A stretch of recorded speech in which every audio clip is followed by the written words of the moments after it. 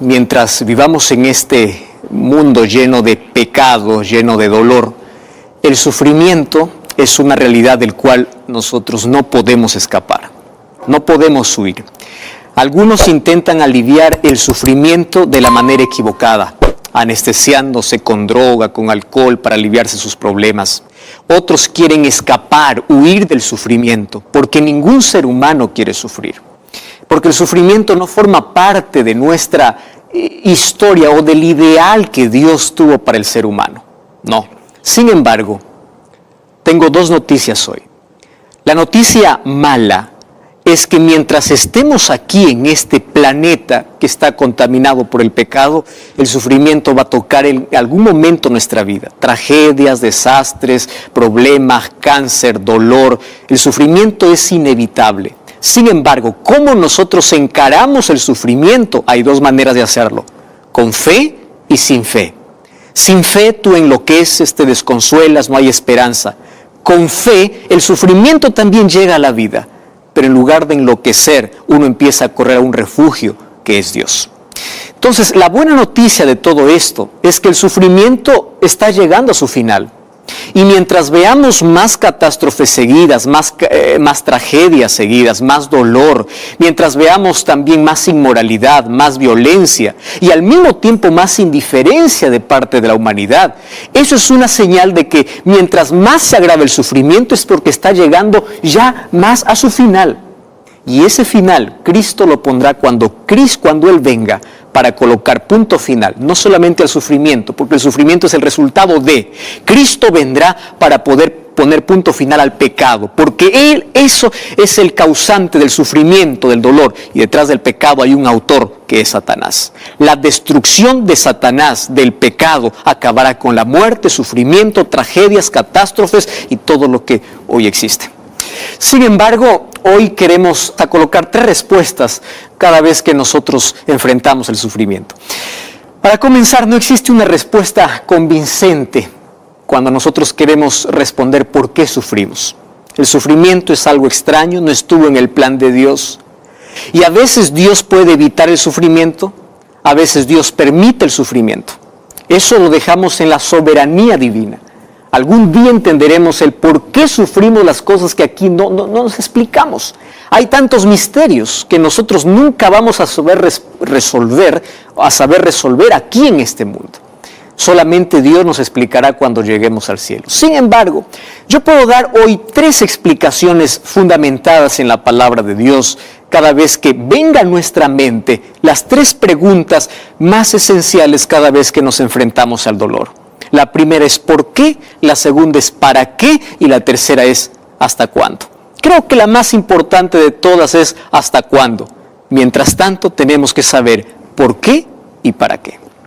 Muy bien, entonces estás cómodo allí, estás allí con toda la familia. Toma tu Biblia. Vamos a reflexionar hoy sobre este asunto que es tan importante. ¿Por qué es interesante saber el por qué nosotros sufrimos? Porque ese por qué ha llevado a muchos a la incredulidad, a dudar de la existencia de Dios. La mayoría de personas ya no quiere creer más en Dios porque ellos raciocinan así. Si es que Dios es amor, ¿por qué permite que sus hijos sufran? ¿Acaso no tiene poder para impedir el sufrimiento? Y sabes que a veces uno no tiene respuestas para ciertas situaciones de la vida.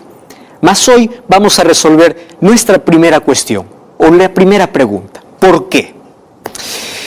Y sabes que el 90% de nuestro dolor y sufrimiento que cargamos en la vida, ya sea un sufrimiento emocional o un sufrimiento o un dolor físico, tiene que ver con lo que nosotros sembramos. En la vida nosotros cosechamos todo aquello que sembramos. Es decir, en la vida nosotros tenemos recompensa o consecuencia de acuerdo a nuestras actitudes, a nuestras acciones, a nuestros deberes. El 90% de nuestro sufrimiento son consecuencias de nuestras malas decisiones. Mientras uno esté más lejos de Dios, va a actuar de acuerdo a su propia naturaleza. Y si actúa de acuerdo a su propia naturaleza, nuestra naturaleza, que es de pecado, nos va a llevar a cosechar las consecuencias amargas del pecado, que trae dolor, que trae sufrimiento.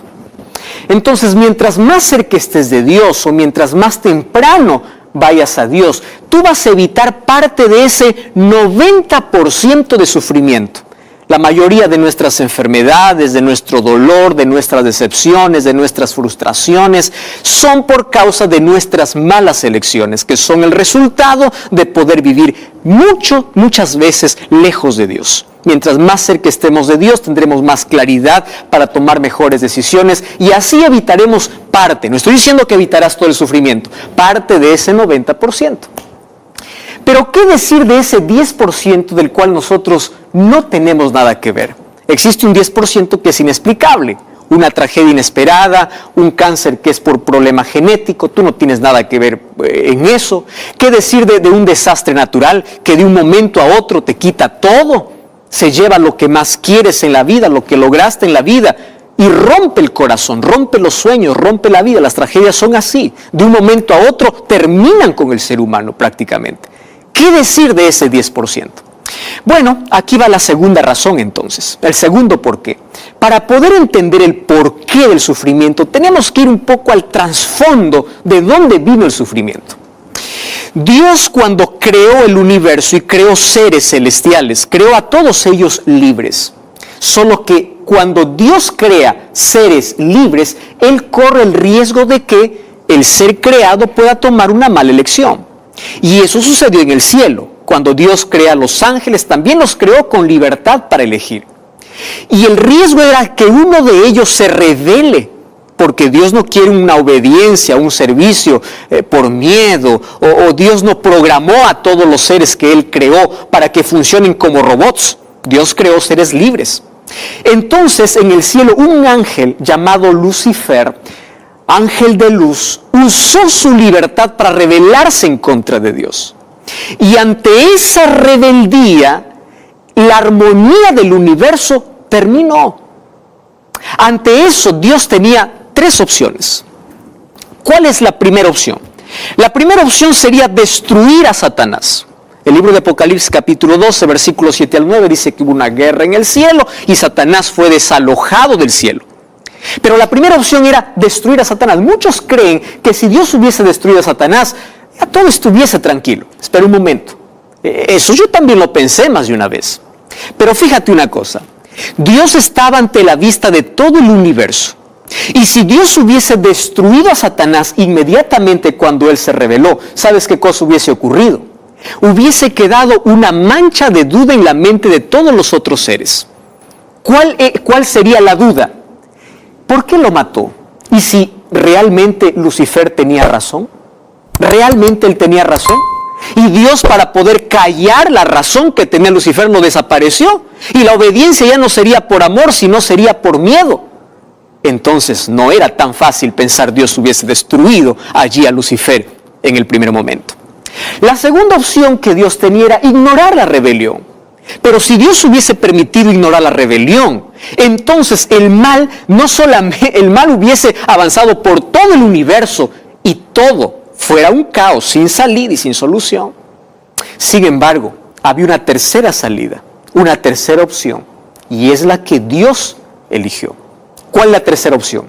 Dejar que con el tiempo el universo pueda mirar quién tenía la razón. Y aquí no es que para que Dios pueda sobresalir su nombre, no sea manchado su carácter. No es por eso, querido. Préstame atención aquí lo que te voy a decir. Con el tiempo se diría si Satanás o la entrada del pecado realmente traería algo bueno para el universo o un desastre para el universo. Ahora, permitir de que el pecado revele su propio carácter significaría permitir que Satanás pueda hacer todo lo que hoy vemos. Tragedias, desastres, problemas, todo tipo de dolor que hoy trae el ser humano es consecuencia de la entrada del pecado, pero también es la revelación del verdadero carácter de la rebelión. Y Dios tuvo un plan. Y el plan era que si cuando Él crea al hombre, el hombre también decide desobedecer a Dios, Él salvaría al ser humano colocándose en su lugar. Entonces, el primero en sufrir de manera injusta no es el ser humano. El primero en sufrir de manera injusta fue Dios. Porque Dios tomó el lugar del ser humano. Él sufrió la injusticia que el ser humano debía sufrir. Cargó la cruz que el ser humano debía cargar. La primera injusticia fue colocada sobre Dios, sobre Cristo, por nuestra rebelión. Muy bien. Entonces ya entendemos la segunda y la tercera razón del por qué. Sin embargo, todavía existe una cuarta. ¿Y sabes cuál es la cuarta? Es que tú y yo tenemos un enemigo. Y ese enemigo ya sabemos que es Satanás. Y él intenta desfigurar el rostro de Dios. ¿Cómo desfigura el rostro de Dios? Cada vez que hay una catástrofe, cada vez que el dolor aumenta en este mundo, siembra duda en el corazón de las personas. ¿Dónde está ese Dios justo? ¿Dónde está ese Dios de amor? Y cuando tú dudas de la existencia de Dios o que Dios está al control, Satanás está logrando su objetivo. ¿Cuál es su objetivo? Desfigurar el carácter de Dios. Él ser el causante y luego echar la culpa a Dios. Hace algún tiempo una persona me dice, pastor, ¿no le parece que Dios es injusto al permitir todo esto? Y yo le respondí así, ¿no te parece que es injusto culpar a Dios por todo lo que acontece? Ahora, existe todavía una quinta razón del por qué. Y la quinta razón del por qué Dios permite el dolor, es por lo siguiente. Si Dios solamente protegiera a aquellos que son sus hijos, porque Él puede hacerlo, ¿verdad? Él puede decir, aquellos que me alaban, aquellos que me adoran, aquellos que me sirven, pueden estar protegidos del dolor. Si Dios hiciera eso, entonces Satanás lo acusara de que Dios es injusto, porque solo protege a los que son de Cristo. Entonces Jesús nunca prometió que mientras estemos en este mundo no pasaremos por dolor. El dolor, yo sé que tú tienes un dolor que estás cargando en la vida. Y si es que todavía no has enfrentado eso, prepárate. Va a llegar, el sufrimiento es inevitable. Sin embargo, como dije al principio, hay dos maneras de poder enfrentar. Con esperanza y sin esperanza. Sin embargo, tenemos que responder lo segundo, y es el para qué Dios permite el dolor. Si bien es cierto, Dios no es el causante de todo, pero Él permite. La primera razón es porque a través del sufrimiento, a través de las dificultades, nosotros podemos ver la gloria de Dios. ¿Sabes cuándo ocurre un milagro? Un milagro viene cuando hay un problema. Si no hay un problema, entonces obviamente que no hay milagro. Tú vas a ver los milagros que Dios hizo con Daniel en el foso de los leones, con los 3 muchachos que decidieron ser fieles allá en Babilonia. Dios hizo un milagro, pero después del sufrimiento, hubo dolor, hubo sufrimiento. Daniel fue lanzado al foso de leones y de allí Dios lo libró. Dios nos muestra su gloria. Número 2, el sufrimiento prueba quiénes somos, prueba nuestro carácter, prueba nuestra fidelidad. ¿Sabes que nosotros sabemos de quiénes somos y a quién servimos en el momento que sufrimos? Fíjate que Job y su esposa pasaron por el mismo sufrimiento. Perdieron sus hijos, perdieron su riqueza, perdieron todo. Pero Job adoró a Dios y la esposa de Job dijo, maldice a Dios. Mira, el dolor revela quiénes realmente somos. Y Dios permite muchas veces el dolor para poder pulir nuestro carácter, para que nos enseñe a tener paciencia, a tener fe. Nuestra fe crece en las dificultades. Nuestra dependencia crece en el dolor. Conocí a alguien que me decía, pastor, gracias al dolor yo conocí a Jesús. Gracias al cáncer yo pude encontrarme con Jesús porque estaba corriendo tan rápido en la vida que no paré para pensar que me estaba perdiendo. La tercera razón por el cual Dios permite el dolor es porque es un medio por el cual Él nos alcanza. Hay muchas personas que son alcanzadas solo mediante el sufrimiento, porque es el único lenguaje que muchos entienden. Es en el dolor donde se aprende.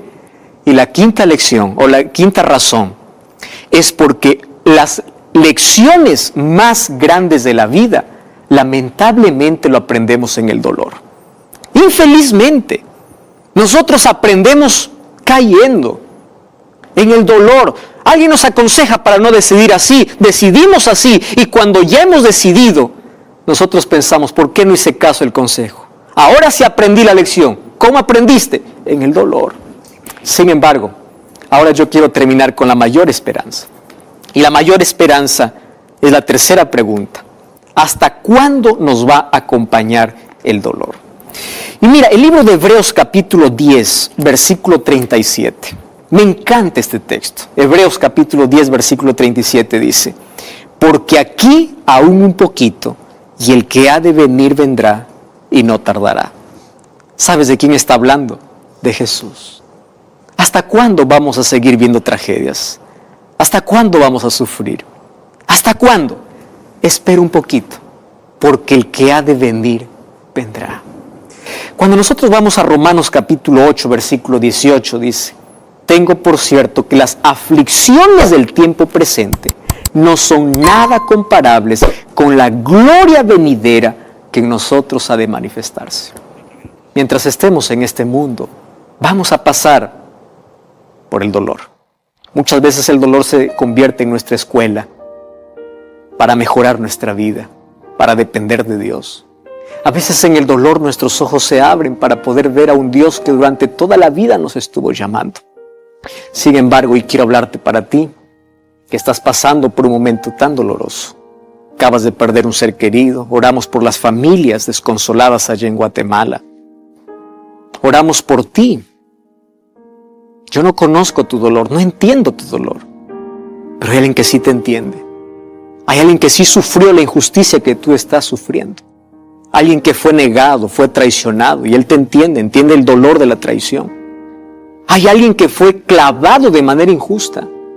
Hay alguien que sufrió más que tú, más que yo, más que cualquier otro ser humano de manera injusta, y ese alguien es Jesús. Por eso Él entiende tu dolor. Y no hay una lágrima que haya caído de tus ojos sin que Él no lo entienda.